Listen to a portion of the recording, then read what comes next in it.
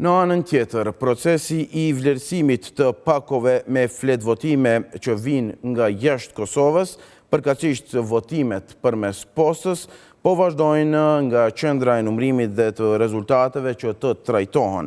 Zëdhënësi i Komisionit Qendror të Zgjedhjeve, Valimir Elezi, ka thënë se deri të mërkurën në orën 10, procesit të vlerësimit janë nënshtruar më shumë se 7.000 pako të supozuara me flet votime, nga të cilat 7.153 janë aprovuar, ndërkaq 142 të tjera janë refuzuar.